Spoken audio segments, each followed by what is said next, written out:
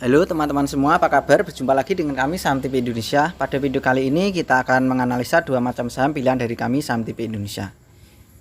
Ini saham yang pertama, saham konstruksi pilihan dari kami Saham TV Indonesia adalah PTPP.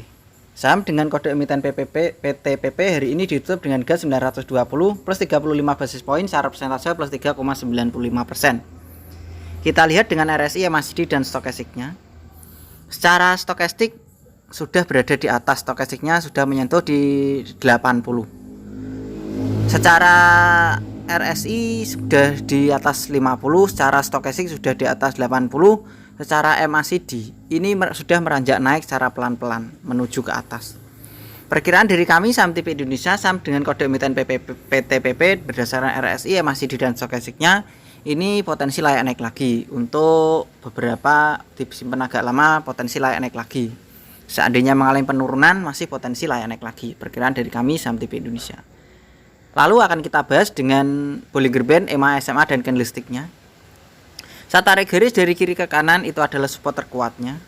Perkiraan dari kami Saham TV Indonesia, support terkuatnya ada di situ. Saya tarik garis dari atas ke bawah, dari kiri ke kanan, itu resisten terlewati. Tetapi saham ini juga sama dengan video sebelumnya. Ini mau naik, kesulitan, turun juga di situ-situ saja. Saya perbesar candlenya biar kelihatan.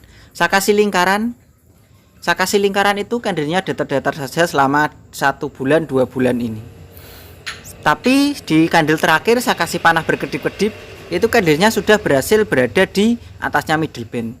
Perkiraan dari kami Saham TV Indonesia, kalau kalian mau bertahan masih punya di bawahnya 900, punya di 850, 870, 800 malah lebih bagus. Perkiraan dari kami Saham TV Indonesia, saham dengan kode emiten PTPP ini masih potensi layak naik lagi di 1000 sampai dengan 1030. Perkiraan dari kami Saham TV Indonesia, saham dengan kode emiten PTPP kalau kalian mau bertahan, perkiraan dari kami Saham TV Indonesia bisa di 1000 sampai dengan 1030. Dari beberapa analisa yang kami gunakan untuk menentukan pergerakan harga PTPP ini, perkiraannya ada di 1000 sampai dengan 1030. Analisa kita yang kedua adalah Weton atau Wijaya Karya Beton. Weton hari ini ditutup dengan harga 244 plus 10 basis poin secara persentase plus 4,27%. Kita lihat dengan RSI, MACD dan stokastiknya. Untuk stokastiknya juga sama, sudah berada menyentuh di 80, RSI-nya sudah di atas 50, MACD-nya juga sudah meranjak naik ke atas. Perkiraan dari kami Saham TV Indonesia, saham beton juga potensi masih layak naik lagi. Tentu mungkin akan turun dulu sementara, membentuk 2 support lalu akan naik lagi. Kita akan membahas lagi dengan candlestick Bollinger Band, EMA dan SMA-nya. Saya tarik garis dari kiri ke kanan, sebenarnya resisten sudah terlewati. Saham konstruksi mulai beberapa hari ini saya analisa, 1 hari ini sama, candlenya berada di area support-support terkuatnya. Saya tarik garis dari kiri ke kanan, itu adalah area support terkuatnya. Saya perbesar candlenya biar lebih jelas, biar lebih enak melihatnya. Sudah beberapa bulan, 1 bulan 2 bulan ini candlenya juga sama, datar-datar saja. Saya kasih garis dari kiri ke kanan, naik turun lalu naik. Nah, perkiraan ini dari kami Saham TV Indonesia, candlenya terakhir itu sudah berada di atasnya middle band dan candlenya juga sudah menentuk upband. Ada beberapa candle plus kemarin berbentuk plus, itu adalah pertahanan kuat.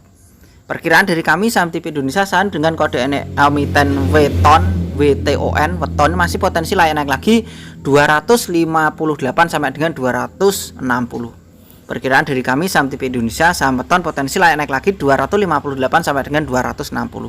Seandainya weton itu mengalami penurunan, diperkirakan masih potensi layak naik lagi. Justru kalau turun lagi membentuk 2 support malah bagus, potensi naiknya bisa kencang, sangat cepat.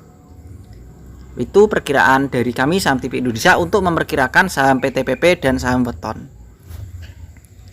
Terima kasih pada teman-teman semua. Kita saling berbagi ilmu, belajar, dan saling koreksi satu sama lain, dan kita saling membagi. Jangan lupa kalau kalian trading di saham kapitalisasi